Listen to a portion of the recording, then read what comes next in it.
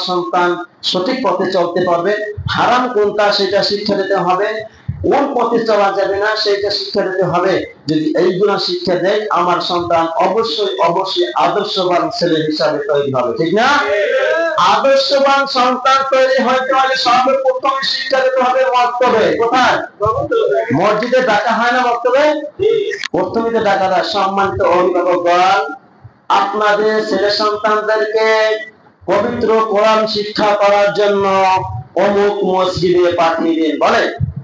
আবার কোন মসজিদে বলা হয় সম্মানিত অভিভাবকগণ, পবিত্র কোরআন শিক্ষা করার সময় হয়ে গেছে, আপনাদের ছেলে সন্তানদেরকে মক্তবে পাঠিয়ে দিন, বলে না? শোনেন, এখন পর্যন্ত বলেন প্রাইমারি থেকে শুরু করে কিন্ডারগার্টেন থেকে শুরু করে আপনি যত বড় লেভেলের কলেজ আছে, প্রত্যেক কলেজে প্রত্যেক দিন সকালবেলা অথবা ক্লাস শুরু হওয়ার আগ পর্যন্ত মাইকে অ্যানাউন্স করে আমাদের ক্লাসের সময় হয়েছে, তোমরা যেখানে থাকো না কেন তাড়াতাড়ি ক্লাসরুমে ঢোকো, বলে? কথা বলে না? বলে? যে জিনিসটা দরকার বেশি সেই জিনিসটা ডাকা হয়, তারপর এই জিনিসটার প্রতি আমরা অগ্রাহ্য, আমরা এইটাকে থার্ড পার্সন মনে করি, ঠিক না? সর্বপ্রথম কোরআন দিয়ে মানুষকে তৈরি করতে হবে, এটা হচ্ছে আমাদের মুসলমানের দায়িত্ব, ঠিক না? যদি ভুল ক্রমে যদি কিছু করেন, আপনি যদি বট গাছ কেটে যদি খেজুরের রসের আশা করেন, তা আপনি যেরকম বোকামি করেন, আপনার সন্তানকে ছোটবেলায় দিন শিক্ষা না দিয়ে আপনার ছেলে থেকে ভালো কিছু আশা করা সেই রকমের বোকামি, ঠিক না? খেজুর গাছ কাটলে খেজুর রস আশা করলে এখানে বোকামি হবে না, কম হোক বেশি হোক পাবো ইনশাআল্লাহ। যদি বট গাছ কাটেন খেজুর গাছের রসের আশা করতে পারবেন? বট গাছ কাটলে বের হবে কি?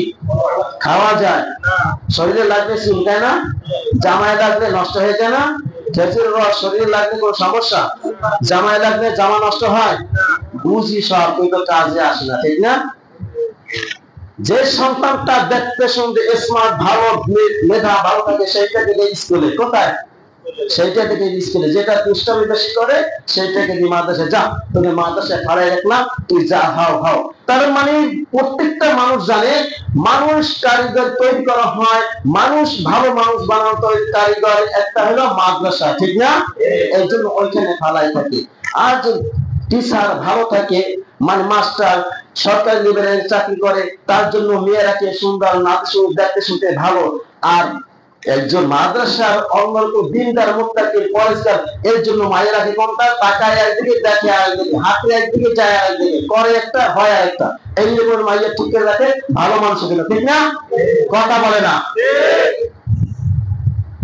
এখন মানুষ সচেতন হয়ে গেছে, শিক্ষিত হোক অশিক্ষিত হোক, মাইয়া সুন্দর চাই, কোরআন পড়তে পারে কিনা, নামাজ পড়তে পারে কিনা, 100 মিটার 40 জন চায় এইটা, আর 100 মিটার 60 জন চায়, মাইয়া সকালবেলা সারে জামা পাদালি সেটা পারে কিনা, মানুষ মাইয়া ভালো করে গান গাইতে পারে কিনা, মাইয়া স্মার্ট কিনা, মাইয়া সবার সাথে চলতে পারবে কিনা, বন্ধু বান্ধবকে ট্যাকেল দিতে পারবে কিনা, শ্বশুর শাশুড়িকে শাসন করতে পারবে কিনা, এই রকমের 60% লোকের কথা, ঠিক না?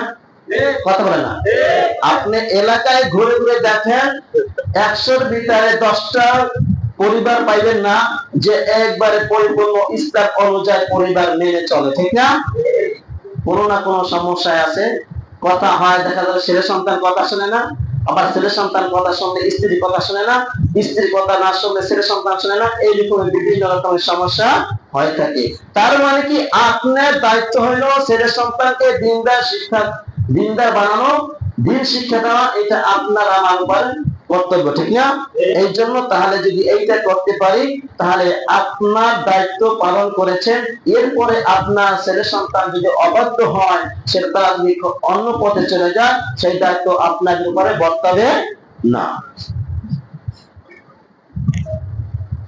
তার মানে বোঝা গেল প্রত্যেকটা সন্তানকে সুশিক্ষা শিক্ষিত করতে হবে, ঠিক না? কথা বলে না?